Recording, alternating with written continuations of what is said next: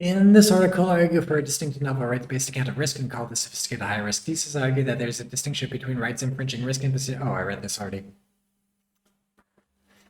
The principal aim of this paper is to argue for a distinct rights-based account of risks. This account is compelling in the sense that it answers no question of why some risk impositions are morally permissible while others are not.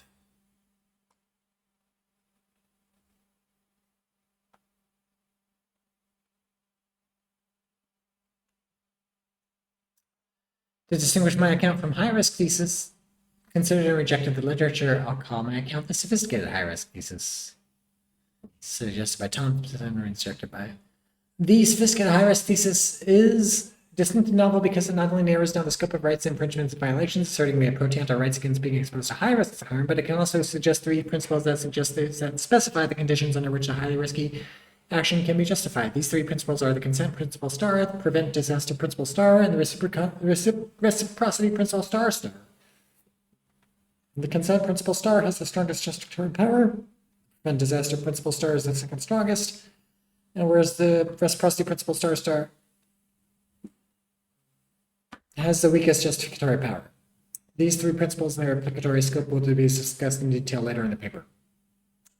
There are at least three standard approaches to risk that have been considered in the literature: consequentialism, rights-based theory, and contractualism. Consequentialism adopts a risk-cost-benefit analysis to deal with the moral issue of risk impositions.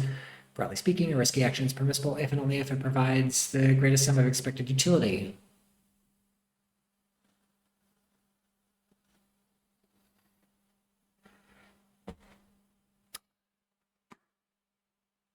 However, the risk-cost-benefit analysis is believed to be vulnerable to the worry about the distribution of expected utility and expected disutility. Some forms of consequentialism, in particular act utilitarianism, may allow any risk provided that its expected value outweighs its expected disvalue, even when the aggregated expected value, no matter how small the value is to each individual, overrides the aggregated expected disvalue, no matter how severe the risk is and where it falls. On the contractualism approach, in general, risk impositions are morally permissible if and only if they are such that every agent has no reasonable objections. The principle governing the permissibility of risk impositions. Consider two policies: reduce the risk to each of the 20 million to 1 in 1 million, reduce the risk to 19 million of them to 1 in 19 million, while the risk to the remaining 1 million is increased to 1 in 100,000. Since contractualism, as opposed to consequentialism, doesn't allow aggregation, it may imply that no one can reasonably reject a principle which requires us to choose policy 1, whereas a principle requiring us to choose policy 2 could reasonably be rejected by 11 people who are doomed to be harmed. Frick also proposes a problem case which is similar to policy 2, where 1 million young people are opposed to 1 in a million chance of death by receiving their vaccinations. Virtually certain one child will die, and this child can have a reasonable rejection to the principle requiring the society use the vaccination. See Frick. One anonymous reviewer suggests that cases similar to policy 2 and Frick's vaccination case should be considered as the case of expected benefit to many instead of as cases of risk imposition.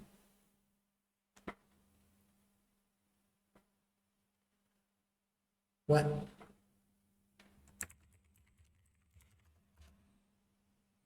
I don't understand.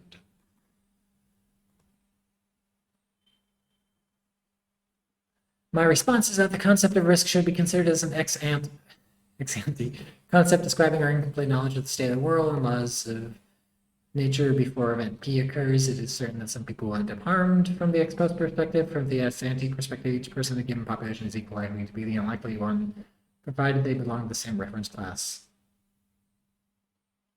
Still don't understand.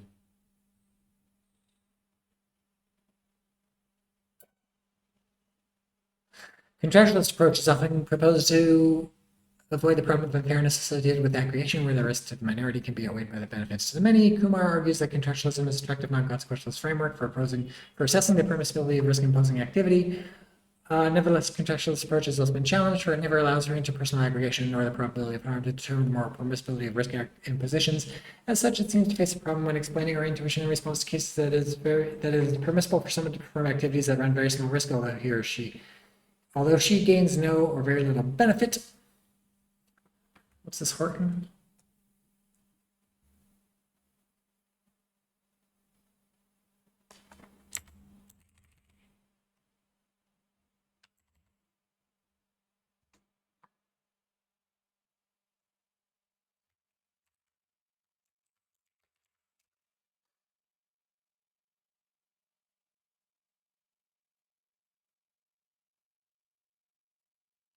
I'm downloading this Horton.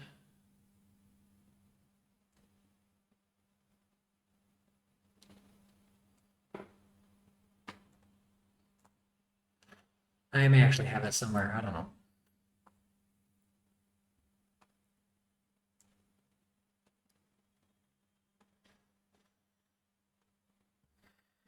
Besides the contractualistic approach to risk, white space theory is often proposed as another alternative to consequentialism, although it has received less attention. According to rights based theory, a risky action is impermissible if only if it's prohibited by rights against the imposition of risk. However, Robert Nozick argues this is a central problem regarding the ability of rights based morality to adequately explain the moral facts regarding risky action. That is why some risky actions are morally permitted while others are prohibited by rights. The sophisticated high risk thesis is proposed as a plausible rights based theory of risk that is non-consequentialist but not contractualist. It explains why some risky activities are morally unjustified by appealing to individual pro tanto rights against being subjected to a high risk of harm. It explains why some risky activities are morally permissible by appealing either to the fact that the probability of harm is very low, such that no rights have been violated, consent to risk, the idea of preventing disaster, or the idea of reciprocity. Sophisticated high risk thesis solves the central problem with regard to rights-based theory that Nozick has been worried about. Meanwhile, it avoids the proliferation problem and the cheapening the rights problem. The analysis of sophisticated high risk thesis is based on comparison with McCarthy's risk thesis. Risk thesis has two fatal problems that reduce the plausibility of the theory. First, it cannot avoid the problem of rights proliferation, such that society would have massive rights violations. Second, it cannot avoid the problem of making rights cheap, such that those particular rights would be very easily outweighed by any greater benefits at stake. The third problem is called the problem of paralysis. For more detailed discussion of paralysis problem, see Hall in 2016. McCarthy considers a simple version of the high-risk thesis, but rejects it later on, concluding that the risk thesis is in general preferable to the high-risk thesis. I argue that his consideration should be rejected. This proposed sophisticated high-risk thesis can avoid both the problem of rights proliferation and the problem of making rights cheap that affect the risk thesis. In addition, it's equally capable of explaining and implying a wide range of cases of risk impositions. I show that the objections to the high-risk thesis raised by McCarthy can be refuted. I therefore conclude that sophisticated high-risk thesis is in general a superior alternative to the risk thesis.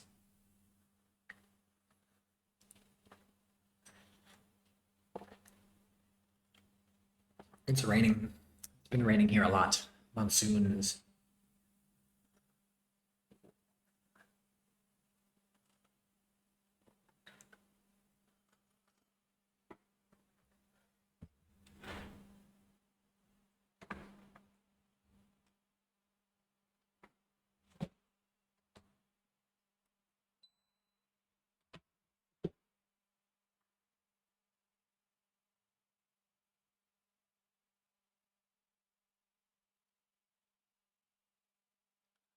So we have rights proliferation, cheapening, and paralysis.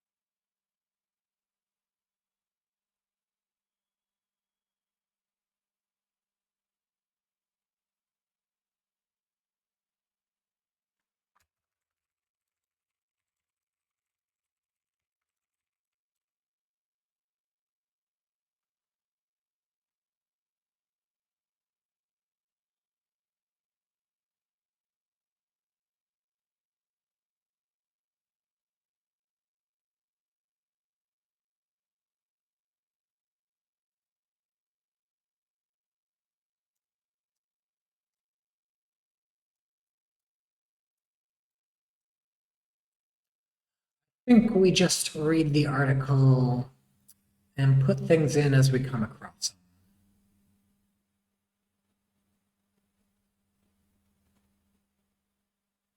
Yeah, we can always go back.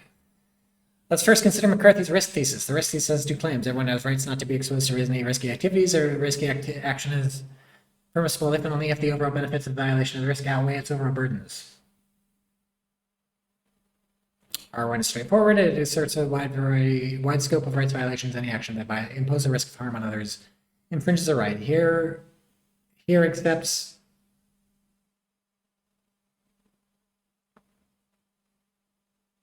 I don't know.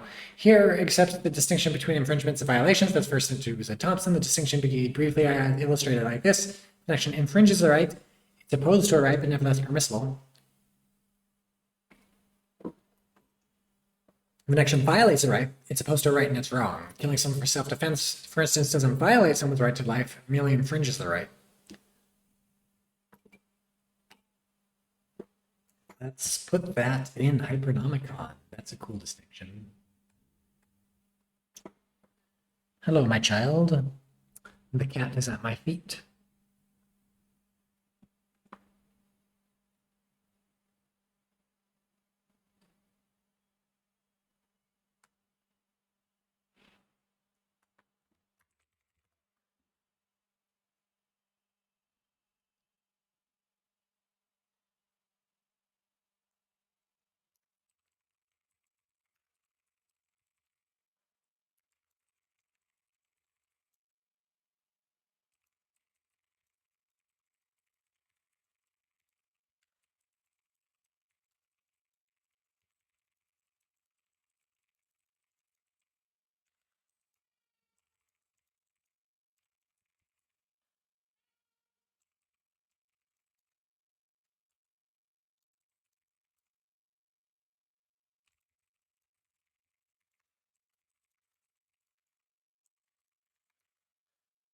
I don't want to listen to this album.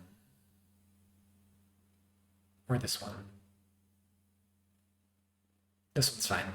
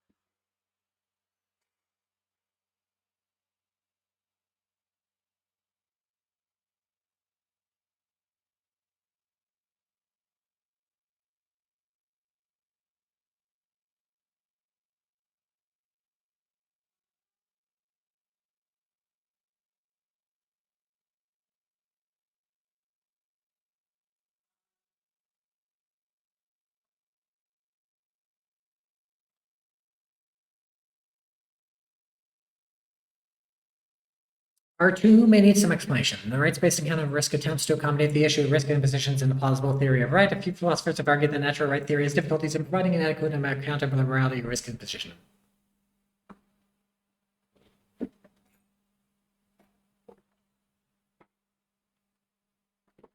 Kozik acknowledges, no natural law theory has yet specified a precise line delimiting people's natural rights in risky situations. McCurley argues that no adequate theory of rights can fully explain the relevant fact of risk impositions. The common problem associated with rights-based theories is that if we have rights against risk impositions, then such rights may imply that it's impermissible for us to even to seemingly morally innocuous actions. A lot of typos in these ethical theory and moral practice articles. Why, for instance, am I allowed to drive a car in the area in which you live? Although this increases the risk of you being harmed by me.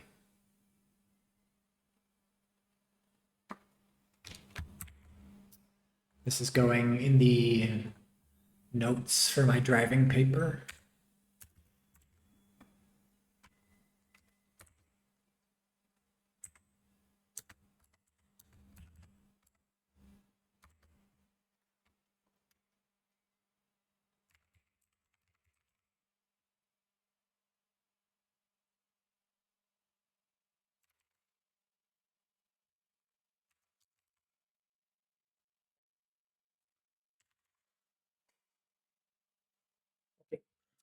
This is the central problem for rights-based morality and fully explaining with regard to moral practices of risks.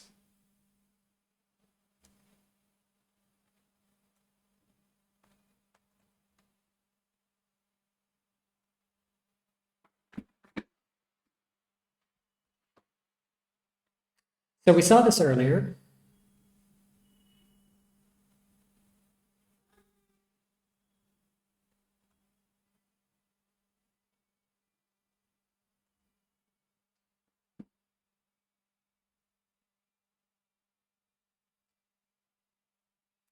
In Maheshwari, I think.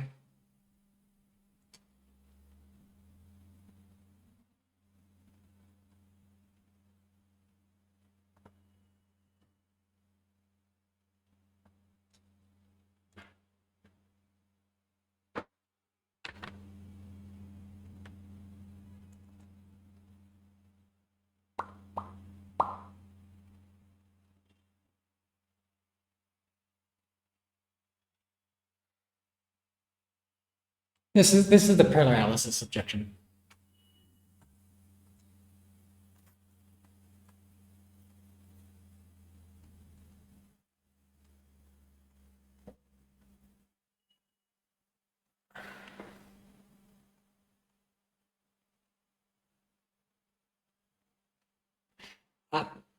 So she says this is the first problem. There's a third problem called the problem of paralysis, but the first problem just sounds like the problem of paralysis.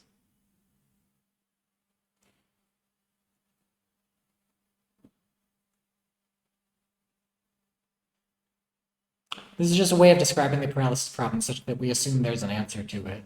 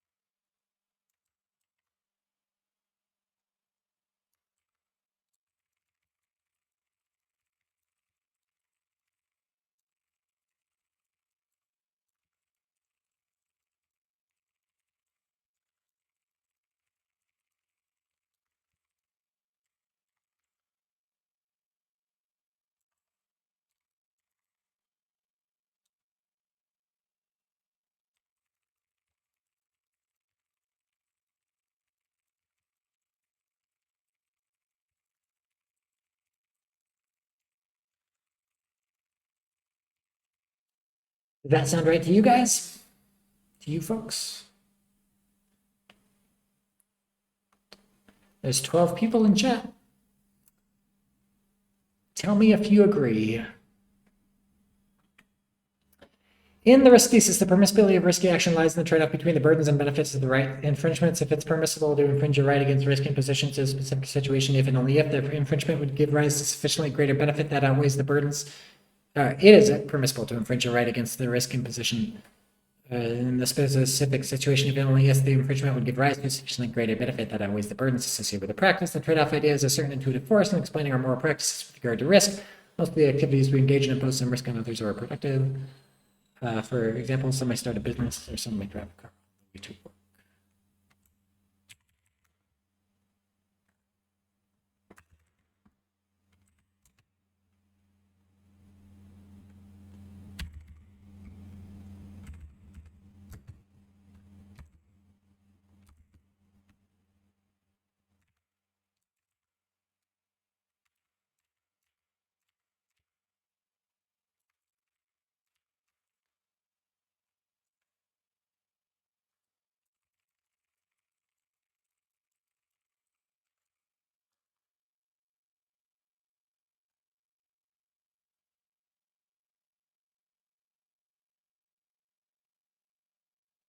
We think they should not be prohibited simply because they impose some risk of harm on others. Prohibiting such acts would entail foregoing the greater benefits they bring. In contrast, we may think that if a person engages in non-productive mischief, such as playing Russian roulette with random people in the park, we should prohibit him or her from doing so.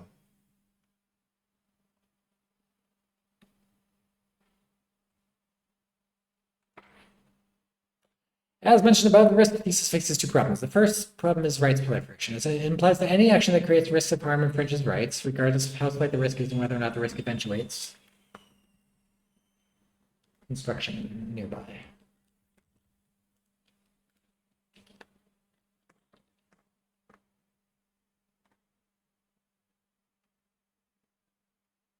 Such a strict interpretation would make human society impossible because almost all actions we perform in ordinary life is bound to create a certain degree of risk of harm. Surely this is the paralysis problem. Make human society impossible because we'd be paralyzed. This means massive right infringements in our society seem inevitable. The second problem is that it makes rights cheap. Following the risk thesis, rights are easily outweighed whenever the benefits, no matter how slightly, are higher than the cost. Most philosophers agree that rights have particularly powerful force, such that reasons that rights provide override reasons of other sorts. McCarthy doesn't find the problem of rights proliferation compelling. First, he believes that on average, the risk thesis is a superior theory for explaining a wide variety of ethical practices involving risky positions, even though in some cases it may face the problem of rights proliferation. Second, he aims for the best theory that can explain and find the moral practices regarding risky positions with costly leaving open to trigger rights infringement in certain cases.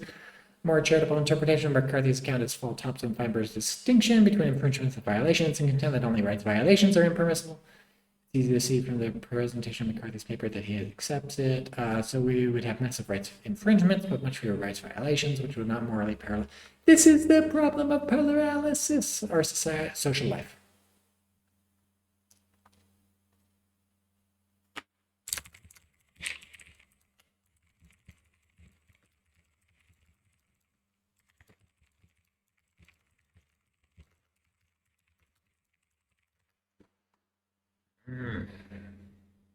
However, Feinberg suggests that in the cabin case law, it's permissible for you to infringe your unknown benefactor's private property right. You nevertheless owe a compensation for the use, consumption, and destruction of his property. Based on Feinberg's suggestion, one further challenge to McCarthy's risk thesis is that such massive right infringements that are necessary for social life will not imply the proliferation of rights violations, but the astronomical number of liabilities for risk insured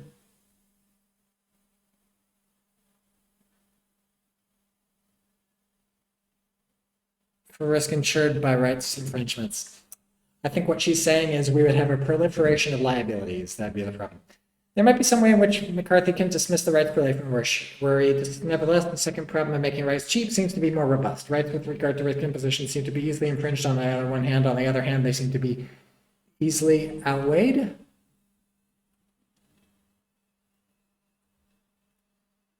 I don't know what that other hand is. The primary aim of rights thesis seems to be explanatory. It seems to provide an account of the foundations of permissibility of risk as it is, and its success is measured by how well it fits with the moral practice of relevant cases. From this perspective, an adequate rights-based theory of risk will have to answer two questions. First, whether risk thesis is the best explanatory theory in making sense of our moral thinking in case of risk impositions. The second question is whether we have a better alternative without bearing the burden from the problem of rights proliferation and the problem of making rights cheap. This paper is primarily motivated to answer those two questions by proposing and defending what I call a sophisticated high-risk thesis.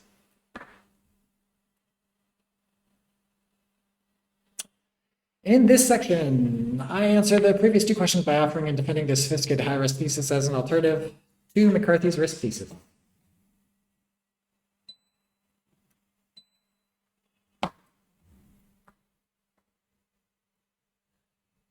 The SHRT has two major statements. We have pro tanto rights against being exposed to high-level risk of harm. In the present context, pro tanto rights against risk can be justifiably overridden when the benefits of the practice are significantly high or it meets other considerations, such as the magnitude of the risk. Kitty cat.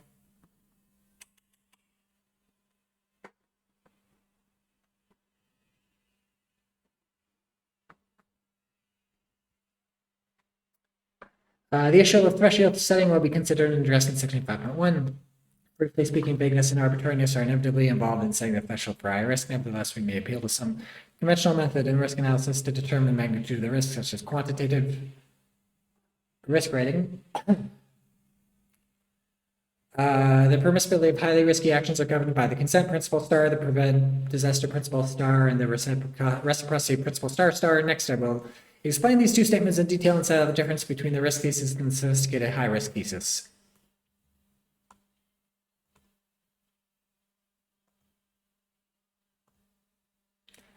I think I'm done with music for now.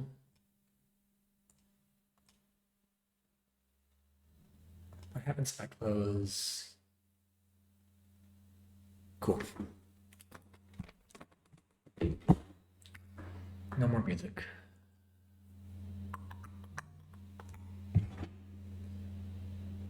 Unimportant email. Before explaining the two statements, however, it's worth spending one paragraph to explain why the sophisticated high-risk thesis is better at avoiding two problems of the risk thesis. The spirit of the sophisticated high-risk thesis seems quite obvious in this respect. According to the sophisticated high-risk thesis, when we have rights against risky actions only when the risky action in question crosses a certain threshold. With such threshold, there will not be.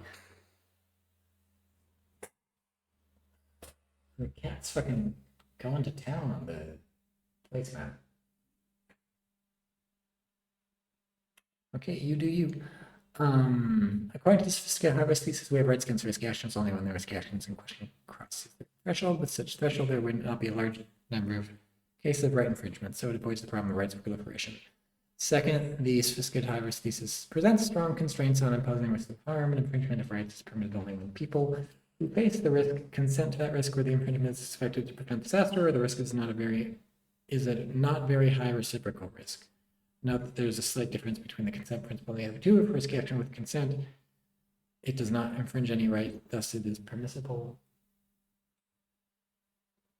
In contrast, the risky action infringes the right, but its permissibility doesn't make any sense, but I get that. So it avoids the problem of making rights cheap.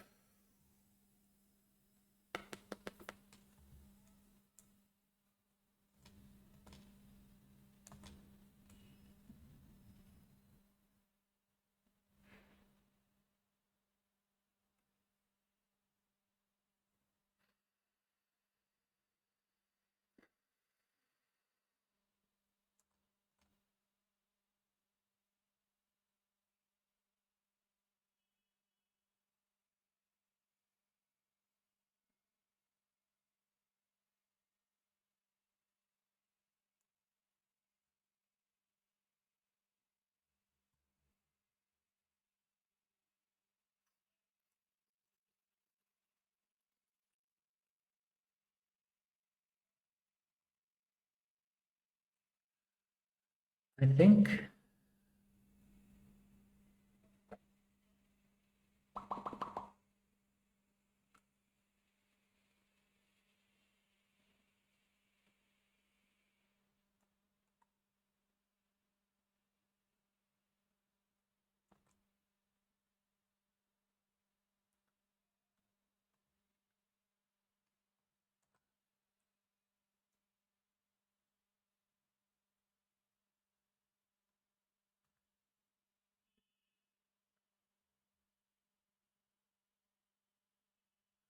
I don't know. I'm thinking about moving the paralysis problem under risk rather than under the wrongness of risk imposition. But I like it under the wrongness of risk imposition. But the question is where the sophisticated high-risk thesis goes. Under the wrongness of risk imposition.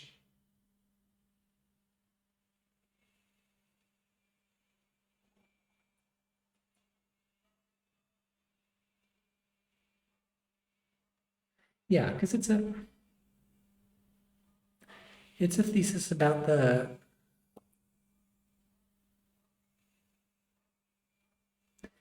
permissibility, and I guess if it's permissible, then it's not wrong. That's correct. Chime in if you agree or disagree, chat.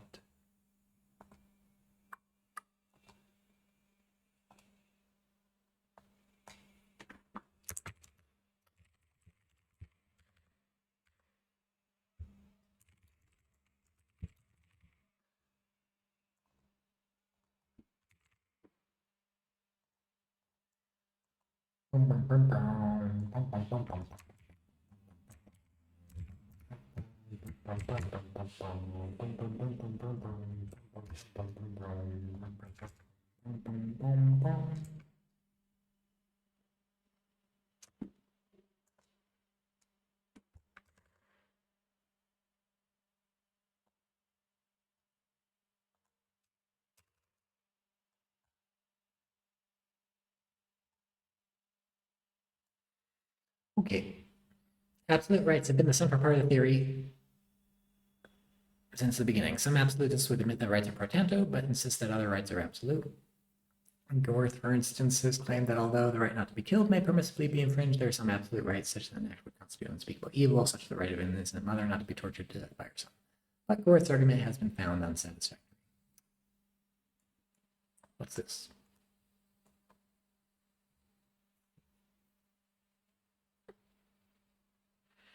Okay.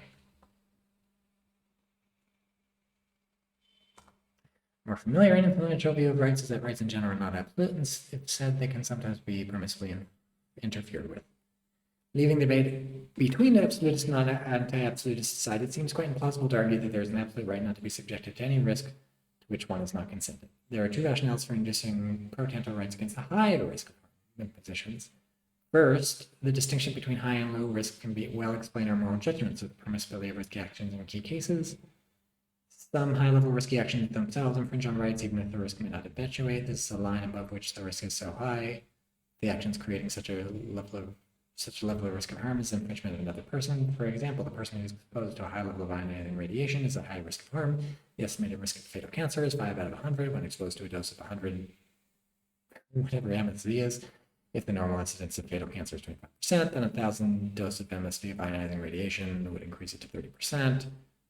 For more information, see the World Nuclear Association. The exposure of someone to such a high level of risk from ionizing radiation is impermissible. The initiated does not eventually develop cancer. In contrast, a person who drives a vehicle on the street that by ionizing regulations may only impose a 1 in 10 million chance of harming others, which seems too minuscule to be prohibited.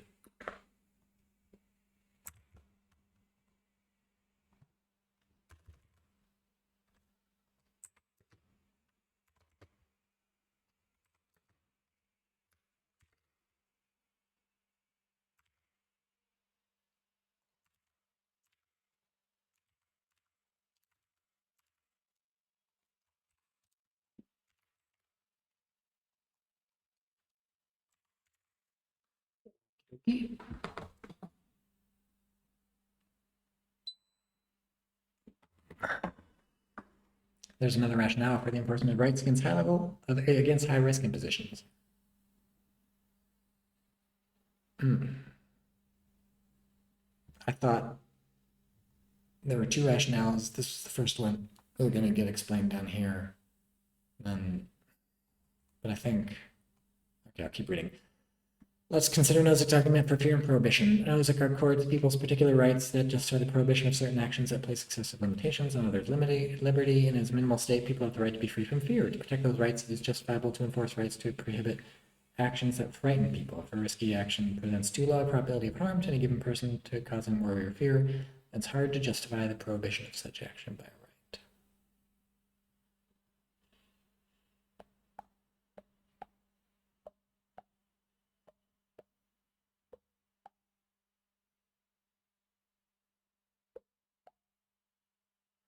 These are,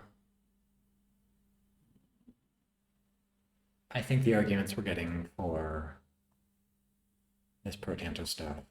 I mean, this.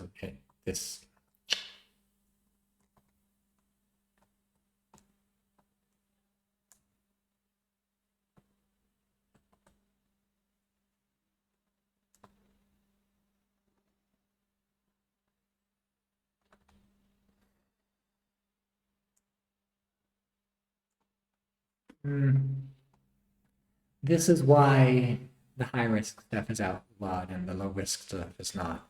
And then we go into the high risk stuff. Okay, that wasn't as complicated as it.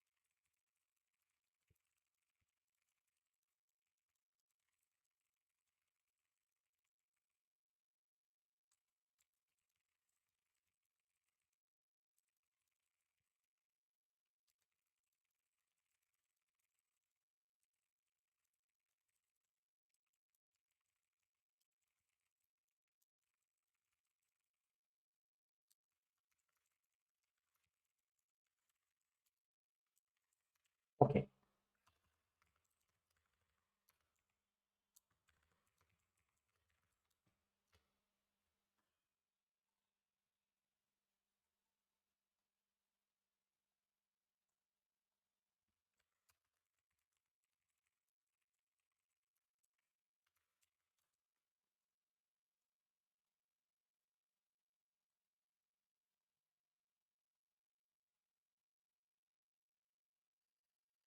I'm getting so much spam in my Gmail account all of a sudden lately.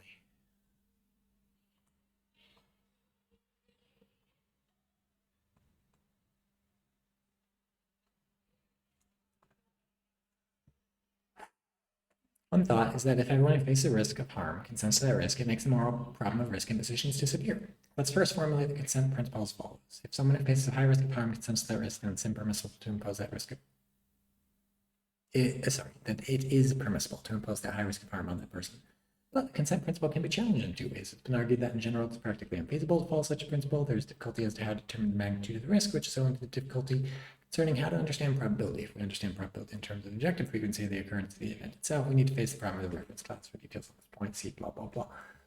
It is usually believed that someone who does not validly consent to a given event, unless he or she is well informed about that to which he or she is consenting. In general, there are three conditions for consent to be valid and responsible. It must be the act of an agent who is competent, it must be voluntary and coerced, and the agent must be appropriately informed. A risky action is permissible only when the person who faces the risk of harm consented to the risk, provided that he or she is well informed about the risk being faced, given the reference class problem. However, it seems to be conceptually impossible to obtain a well-informed consent to risk. This means there can be very few cases where the consent principle can function in making it permissible to impose high risks. Risk impositions are conceptually non-consensual. This fact is a thorny issue that the sophisticated high-risk thesis faces. The issue is especially thorny if the thesis allows consent to play an important role in determining the permissibility of risk impositions. Nevertheless, there does seem to be some way out of the difficulty, practically speaking. This involves shifting the determination of the locus of consent from objective risks, that which is epistemologically available in our current situation. It may be reasonable to claim that the consent to risk is undermined only when the available information of that risk is partially disclosed, or when deception is involved in obtaining the consent. For instance, consider a power station that needs to obtain consent from people living nearby in order to build a factory upstream of the river. But the owner of the company gives false information about the risk of pollutants to the residents, intentionally misleading them about the key information pertaining to that risk. In this situation, even if that sense consent to the risk, the consent is insufficient to justify building a factory near the community because the validity of the consent is undermined by the false information released to the public. Moreover, we often lack reasonable epistemic access to the risk we face. Nevertheless, we're able to form a reasonable perception of risk given the reliable evidence we possess about the risk. For similar points, see Burdick suggests an alternative account, which calls the evidentialist version of subjective risk beliefs of probability based on more or better evidence are more credible than that are not. Another similar view of probability of Davis-Lewis's principal. Any rational agent confirms the credence of probability to the objective chance. Consider the case of vaccination. For example, if someone knows from the vaccine information statement that anyone runs a 1,000's risk of having a side effect in this vaccination program based on years of public health data, it would be unreasonable for some people to believe that she in particular runs a much greater risk than one. Let's reformulate the consent principle based on the idea that insofar as one consent is voluntary and reasonably formed on the basis of her knowledge of incomplete information that is fully and genuinely disclosed, his or her consent is sufficient to justify a risky action. It's permissible to impose a high risk of harm on someone. He or she consents to that risk based on reasonable expectations, provided that the information received about the risk is fully disclosed and it's involved. I mean, that doesn't really seem different, but whatever. Second, it may be argued that even when the consent to risk is legitimate, the risky action is nevertheless still wrong. This objection can be shown in a particular puzzle identified by Thompson in her example of unpleasant way. Unpleasant way. Suppose there are two ways in which I can get home from the station at the end of the day. The first is pleasant, passes through a brightly lit middle-class shopping area, is quite safe but long. Second way is unpleasant, passes through an ill-lit area of the warehouse, is unsafe but is short. Nobody has ever been mugged while walking along the pleasant way. Here I am at the station. I'm tired. I think the hell I'll take the chance. I'll take the unpleasant way. I then promptly get mugged. Thompson argues that even if the individual knew perfectly well what the risk was and there was no fraud or misrepresentation of any kind, the individual has nevertheless been wronged. In contrast, if one consents to a lottery or gamble, often the loser has no legitimate ground for complaint when he or she loses the game. Thompson questions, why is the case that I have ground for complaint when I get mugged in an unpleasant way, when I have entered into in which I entered with informed consent, whereas one who loses a non-fraudulent lottery has no grounds for complaint. Thompson doesn't attempt to show why this is so, and it still remains, as Thompson says, a nice problem. Seems these in such unpleasant way scenarios are very common in our daily life. The busiest but shortest route to my office is an example. I know that I am exposed to a level of risk by being hurt by some careless drivers. In such an unpleasant way like case, it occurs to me that I simply accepted and took the risk based on strategic choice arising from cost-benefit analysis rather than straightforward consent to the risk. Flanagan has a similar argument. He argues that in the case of Elizabeth Wilson, Texas grand jury's decision that her agreement to have sex with Valdez where condom constitutes consent to intercourse is incorrect. In the unpleasant way shares some principle properties with the case of Elizabeth Wilson. Perhaps some readers will still think consent is granted. If I know that there's a risk of being wronged when going down the unpleasant way, it entails that I consent to that risk if I take the route. So, risky alternative. While this may be correct, the crucial issue is to what I'm consenting, and seems to be reasonable to say that the lottery case, what I'm consenting to is the risk of having financial losses. So is the actual financial lose when I lose the lottery in the unpleasant way. I only consent to the risk ex ante instead of both ex ante and exposed. Thus, it explains why when I get knocked down, I'm still wronged. Apart from the two problems above, and failing to consent also has another problem that has to be addressed. Before such a principle can be adopted unproblematically, consider consents to harm. There are cases in which one can harm others even in the absence of consent, and figure out just when that's so is a hard problem that still needs to be addressed. This should be true consent to risk. I'll address this issue in 4.2 and 4. Okay, this all seems like a waste of time, but whatever.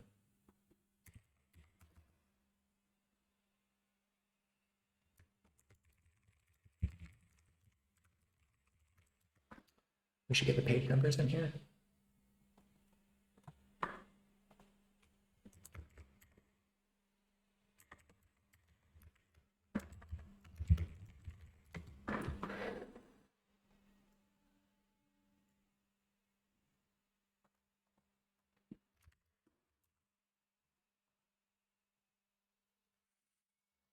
Plausible to think we can have very strong prohibitions against impositions of high risk of harm, but at the same time allow the potential for these prohibitions to be overridden in some extreme circumstances, such as preventing disaster. We can formulate the principle as follows: prevent disaster.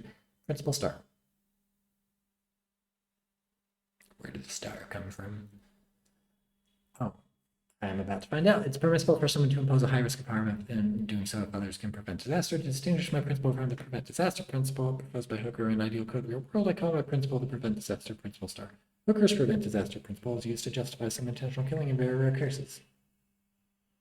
Okay. Hooker provides an argument for the claim that it's plausible to have strong prohibitions against intentional killing with the potential for those prohibitions to be overridden in some extreme cases. He argues that possibly that any random individual ever facing a situation in which a very big disaster could be prevented by his or her intentional killing of an innocent person is very rare. Thus, for any random individual, the chance that he or she would be benefited by the principle would be very low. However, the cost of complying with the principle would be high. There's a danger that people would either misunderstand that they are in a situation where the prevention disaster principle is applicable or misapply the principle to situations where actually the intentional killing should be prohibited. In this sense, from a rural utilitarian perspective, an absolute prohibition of intentional killing should be endorsed. However, Hooker argues that a very strong but not absolute prohibition is more plausible than a rural utilitarian cost-benefit analysis. If in certain cases the potential benefits of intentional killing are massive, then the overall expected value of disaster prevention principle could very well be high, even though the probability is very low. Hooker's argument on intentional killing work equally well in instances of high-risk impositions. Harming people or animals, of course, is morally significant, requires justifications, but it may not be so obvious that the imposition of a high risk of harm should always encourage justifications. Intuitively, we may think that everything else being equal, it's morally less problematic if someone imposes a high risk of harm on others, if he or she harms or kills someone. Based on this assumption, therefore, if it's justifiable to kill someone for preventing disaster, it should also be justifiable to impose high risk of harm on someone in order to prevent disaster. When challenged to incorporating the prevent disaster principle star, the sophisticated high risk thesis would be that it gives rise to huge sheer cost of internalization of the procedure would be much harder for people to determine the probability of harm, by virtue of which there would be a great danger of people's miscalculating the situation in which the prevent disaster principle star would be applicable, and of people's misapplying the principle in situations where the imposition of high risk should be prohibited. The danger lies in the fact that it's notoriously difficult to obtain complete information about the probability of certain harm. Thus, if because of the incomplete information regarding the probability, the misapplication and miscalculation will likely be common, then the cost-benefit analysis seems to be in favor of an absolute prohibition of highly risky activities. Nevertheless, the expected utility of preventing disaster is virtually infinite. I'm sorry. Thus, any probability that's higher than 0 when multiplied by the infinite value of the outcome would be infinitely large. Thus, even the cost of internalizing the principle were high, the cost-benefit analysis would still be in favor of the present disaster principle star. What?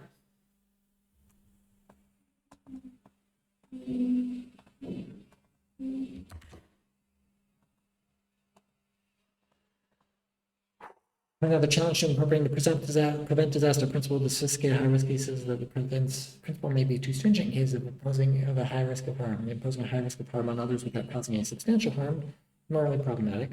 But it seems to be less morally important than intentional killing. If an act of intentional killing can be justified by the principle of prevent disaster, an act of high-risk imposition should also be justified by a less stringent principle. Hooker suggests the more important the moral rule is, the greater the disaster should be to justify any particular act of breaking rule. Following this line of reasoning, if we need sufficiently big disaster to justify imposing serious physical or psychological harm on innocent people, then we need a smaller disaster to justify imposing a high risk of physical harm or psychological harm. This suggestion is plausible if precision does not strictly insist upon.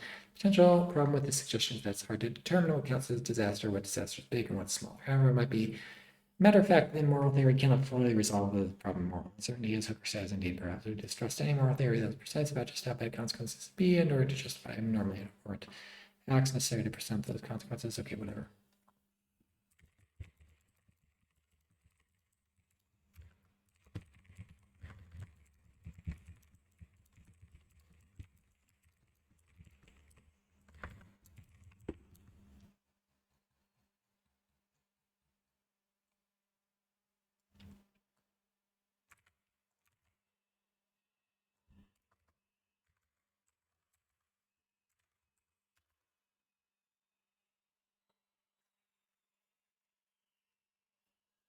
The reciprocity principle.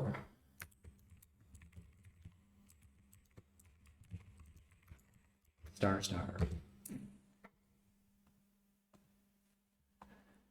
The reciprocity principle regarding risk imposition can essentially be stated as follows. The reciprocity principle is permissible for someone to impose a high risk of harm on others if others are allowed to impose the same risk of harm on that person.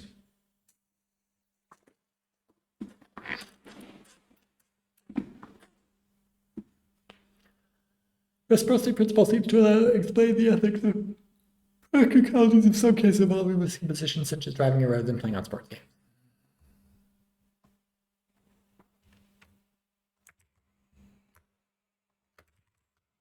It says roads, so it's going in the notes for the car thing.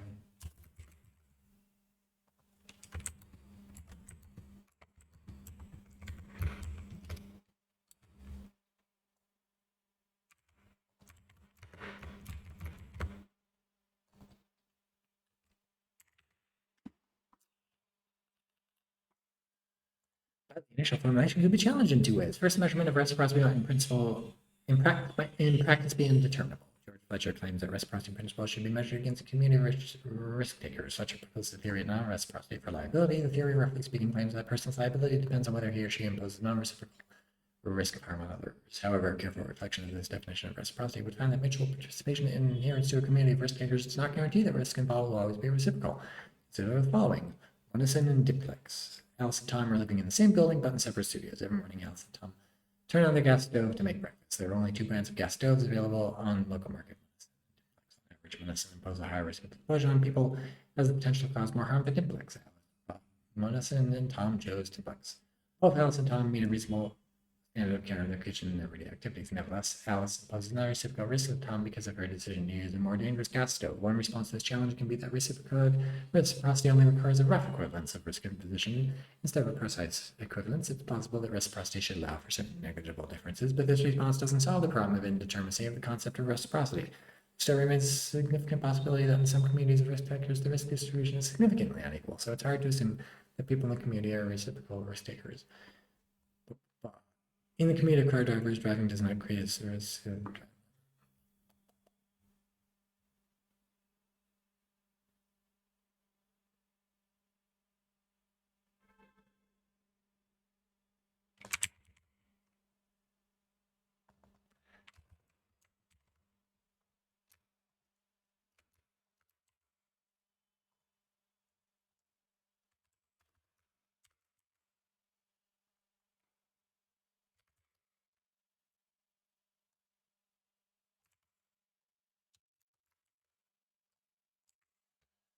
Okay, cool. This suggests that there should be some practical standards upon which we can rely in order to measure reciprocity. Adam Slavny is similarly Slavny. That's the author of the co-authored thing with Parr that I read earlier today, not on stream. Similar argument against Fletcher's non-definition of non-reciprocity, but this argument focuses on the liability of non-reciprocal positions. Let's look at this paper. Okay. This is the job of legal practitioners or social policy makers, not the job of a philosopher. Okay. Second, the reciprocity principle seems to have weak justificatory power. It's neither sufficient nor necessary to justify an act of high-risk imposition. First, it's easy to see that reciprocity is not necessary for an act of high-risk imposition to be justifiable, as argued above. An act of high-risk imposition can also be justified if it's accepted by the risk imposer that it can prevent disaster. Okay, well, but you can say it's not necessary about any of the three, because any of the three can be replaced by any of the other three. Besides, reciprocity is not even sufficient to justify the mutual imposition of high-risk harms. See this, consider the following. Suppose Peter and Adam are playing two-person Russian roulette in order to make the game more thrilling. They decide to shoot each other at the same time. Peter and Adam pose a 1/6 risk of death on each other, but it's not obvious that what Peter and Adam are doing is therefore legitimated. A plausible explanation of this intuition is twofold. First, the risk that's created in two-person Russian roulette is 1/6, which is very high. Second, there is no significant greater social benefit, i.e. disaster to avoid, in playing Russian roulette that can outweigh the burden of bearing the high risk of death. Thus, even if reciprocity is at play, reciprocity seems insufficient to justify the game. Two-person Russian roulette explicitly suggests that if a highly risky action would not give rise to any sufficiently great social benefit, then it's not permitted, even if it's considered to be a reciprocal risk. Surely consent should be relevant here. In response to the two-person Russian roulette, I refine the initial formulation of the reciprocity principle as follows. Reciprocity principle star, it's permissible for someone to impose a high level of risk of harm on others if others are allowed to impose the same risk of harm on the person, and the reciprocal imposition of risk creates great social benefits. Two-person Russian roulette shows that reciprocity without significantly great social benefit is insufficient to justify high-risk impositions. We should also consider the social benefits, but the following case two factories shows that sometimes reciprocity with significantly great social benefit may not be sufficient to make the high-risk activity in question legitimated. Two factories, suppose two companies, National Coal Limited and Eastern Power Station Limited, build their factories close to each other. They create a mutual benefit situation. National Coal Limited can provide coal to Eastern Power Station Limited without high transportation fees, and Eastern Power Station Limited can benefit National Coal Limited by supplying it with electricity at low prices. However, this also creates a mutual imposition of risk. These two factories impose a roughly equal risk of harm on each other. National Coal Limited pours the industrial water into the river and thereby imposes a risk of harm on Eastern Power Station Limited, and Eastern Power Station Limited imposes a roughly equivalent risk of harm on neighbor National Coal Limited by releasing effluent into the air. Intuitively, it's impermissible for both National Coal Limited and Eastern Power Station Limited to mutually impose a high risk of harm on each other, even though the benefit of doing so is significantly great. One explanation of this is that some reciprocal risk is too severe, such that the violation of rights against the risk of harm, such that it violates the rights against the high risk of harm. Okay. Neither reciprocity nor greater social benefit is sufficient to justify the high risk of harm. High risk in question. In context, in order to justify the high risk of the action in question, we need either actual mutual consent from both companies, or we need to prove that such reciprocal risk would prevent disaster from happening. Two factories shows that when reciprocal risk is too serious, the reciprocity principle may not apply. I don't know if I'm feeling the right intuition in the factory's case. Even if there's great mutual benefit, I at least need to know how high the risk is. It may be explained by the close relationship between reciprocity and hypothetical consent. If reciprocal risk is too severe, any reasonable factories will not consent to the risk, even if it creates great mutual benefits. In response to two factories, the formulation of reciprocity principle star should be further refined as follows. Reciprocity principle star. It's permissible to someone to impose the risk of others if others are allowed to impose the same risk of harm on the person. The reciprocal risk creates great social benefits, and the reciprocal risk is not significantly high. I admit this has the weakest explanatory and justificatory power. It applies only in cases where the reciprocal risk is not high and it could provide social benefits. Outside the scope, it seems it loses its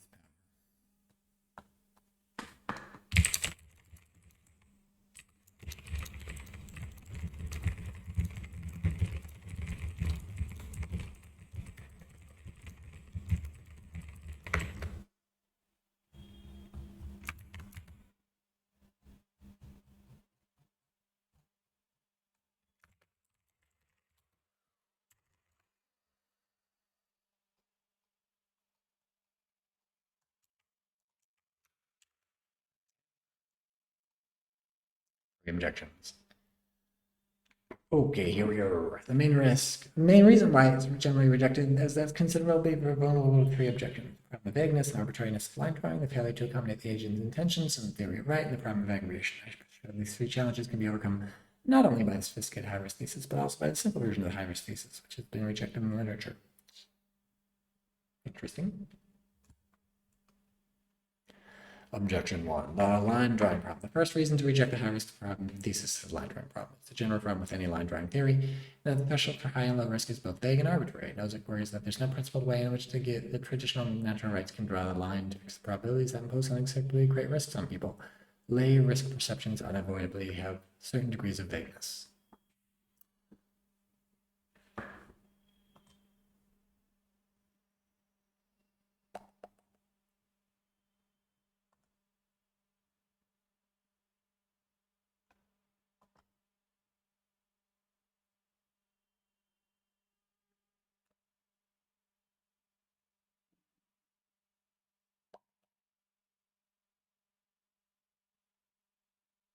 I think song is a version of this threshold risk thesis.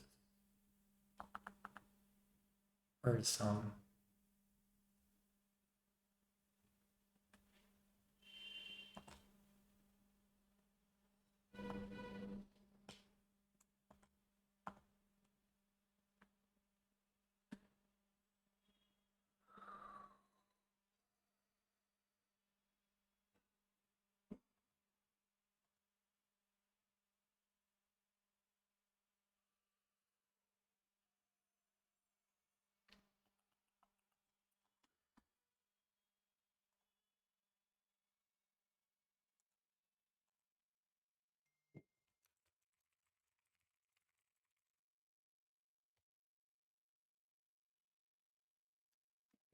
To have a conversation on WhatsApp.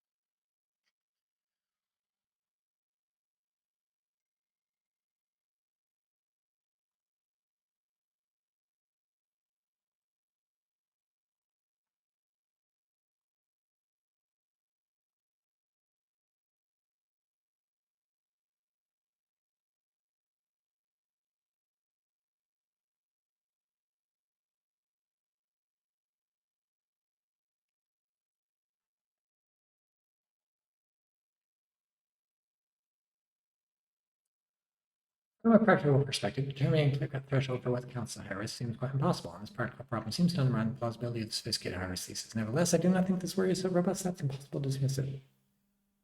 There is still some criteria and method we can adopt to draw a line for obvious cases of high risk and obvious cases of low risk. For example, we may use quantitative risk rating, beginning by allocating a number to the likelihood of the injury and the severity of the injury, and then multiply the likelihood and severity to arrive at the rating. A low risk may rate between a 3 and a 4. A high risk may rate among 9, 12, or 16. Problem solved.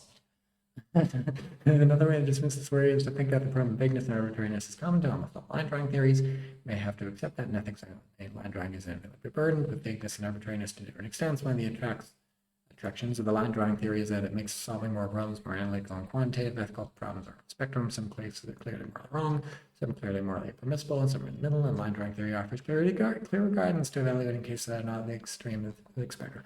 I don't understand how this is good. It offers clearer guidance at the expense of like being wrong or arbitrary or vague. Right?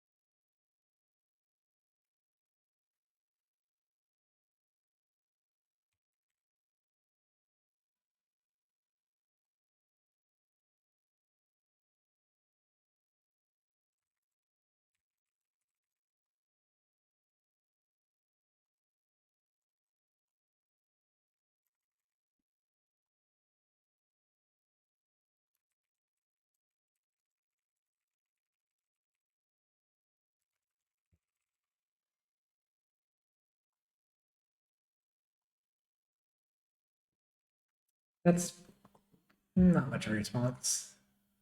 It's better than the other one, though.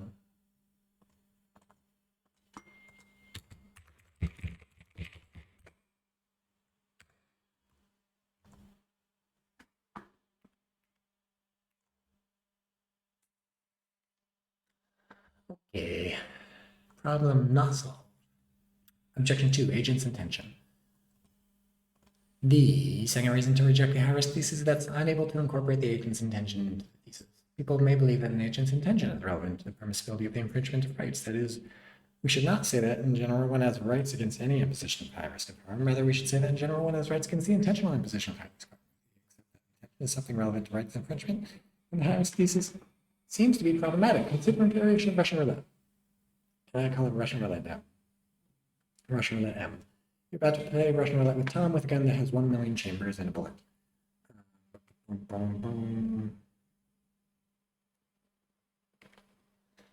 A lot of people may hold that it's impermissible to pull the trigger, although Tom has only 1 million chance of being killed.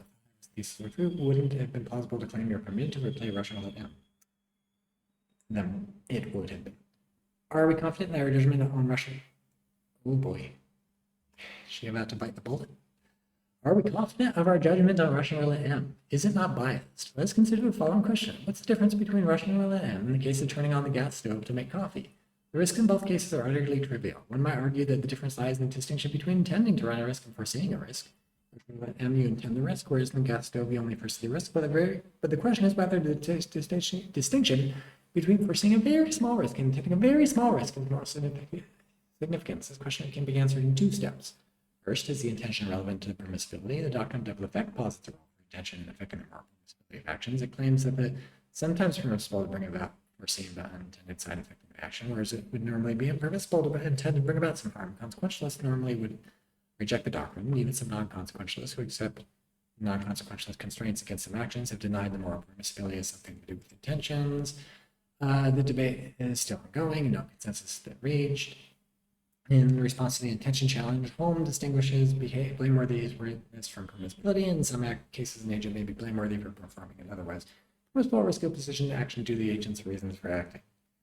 With such a distinction in place, the moral wrongness of playing Russian roulette does not lie in the reasons for permissibility of risk imposition, instead it lies in the reasons for blameworthy motivation for performing a risk imposing action. This explains why we would judge that as morally equally wrong. Oh, so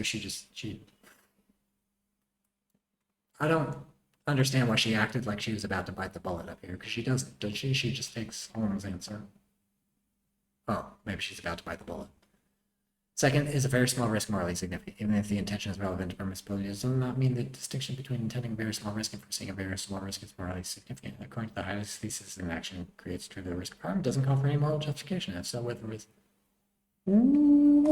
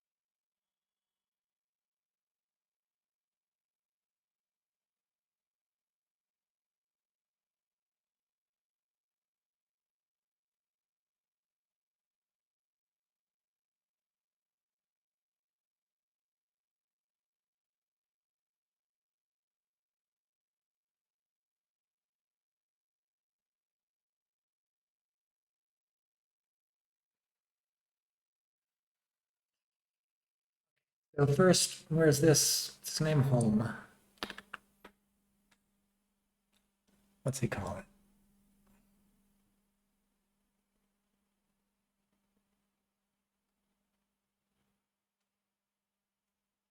Let's just.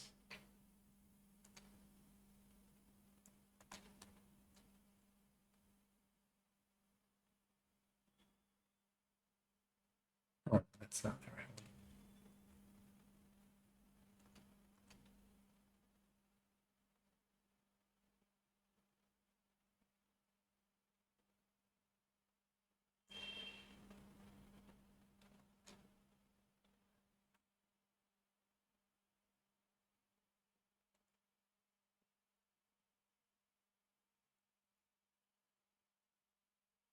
This is 922.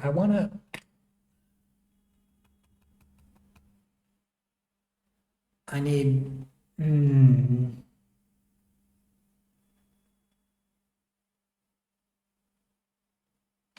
Okay, I'm gonna go do something nobody can see because it's in my browser. I'm gonna put a thing on here. I'm gonna request a feature for Hypernomica.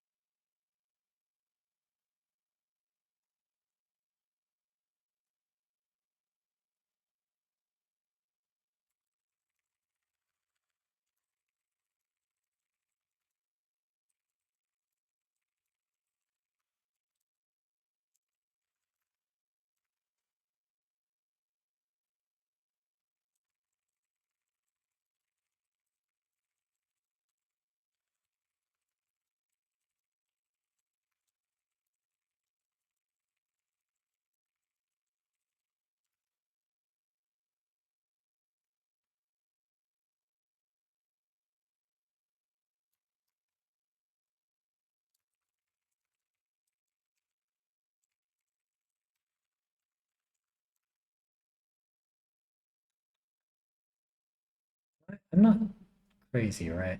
Like,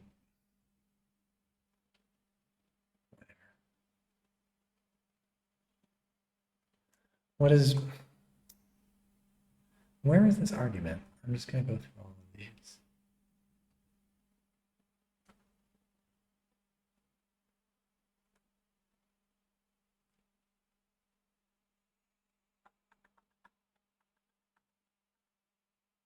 Oh, here we go.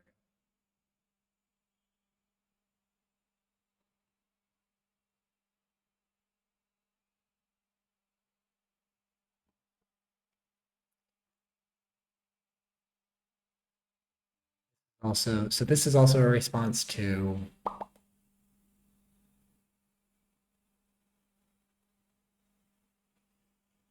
this is the same objection.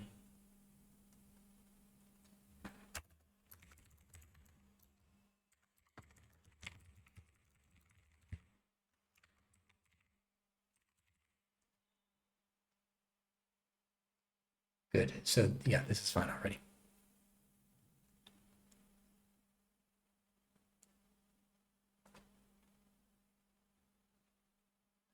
And she just fucking bites the bullet.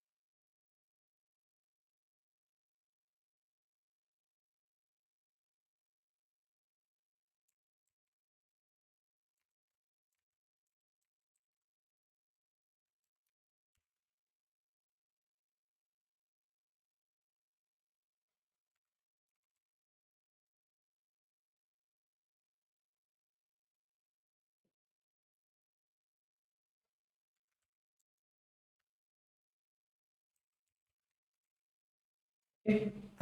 She's cuckoo. But that's okay. That's okay for us. Actually, that's good for us. I say us, I should say.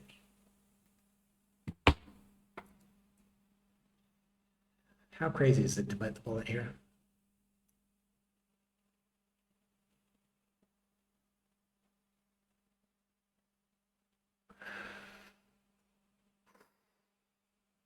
Maybe it's not so bad. Maybe that's what everybody has to do if they do it. Okay, back into the article.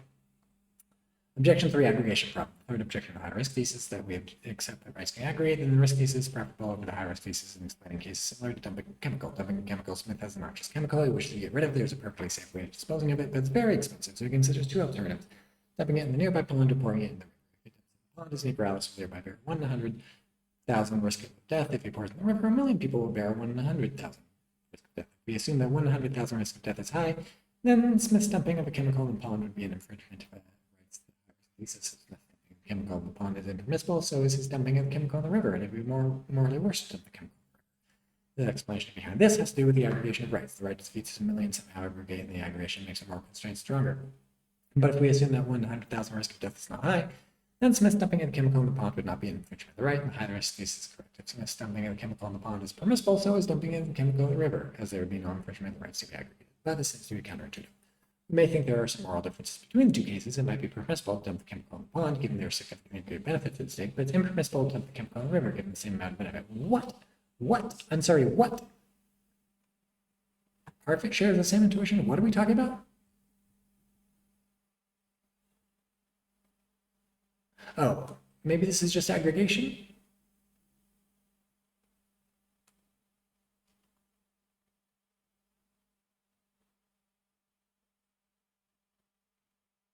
Whatever. In response to the aggregation challenge, one could argue that dumping chemical records worse to performance in scenario. 10 people certainly died. Matter. 10 people's rights against death are violated, even if others merely face a very low risk and no real harm occurs.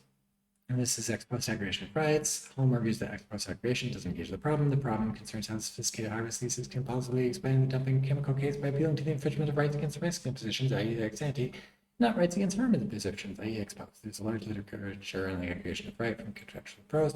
Further defends the view that we should argue against ex ante aggregation Muslims and C and aggregation C. Kumar Frick defends the view that we should.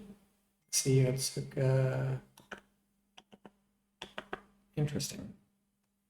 Maybe I should read this eventually.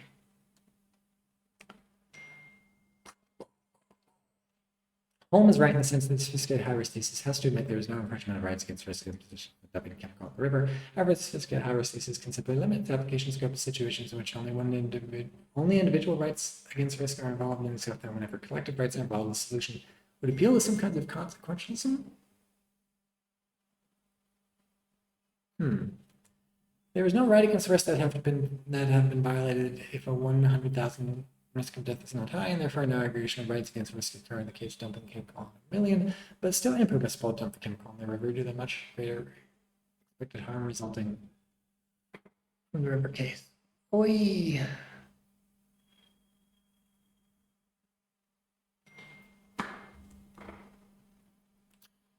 Such a response may not fully satisfy philosophers. For example, Holm argues for motivation of rights theories and non-consequentialism, such that some actions should be prohibited by rights even when they produce value, given that we should reject the proposal, which entails we should offer certain consequential conclusion. However, it seems to me that Holm's challenge may not genuinely threaten the sophisticated rights theory. Even when his application scope is narrowed down, it still preserves a separate motivation of rights theories. Just with sophisticated high-risk thesis, a right is one of the pro tanto reasons for determining the permissibility of certain action, and that could be prohibited for other reasons, even if it doesn't infringe or violate any individual rights.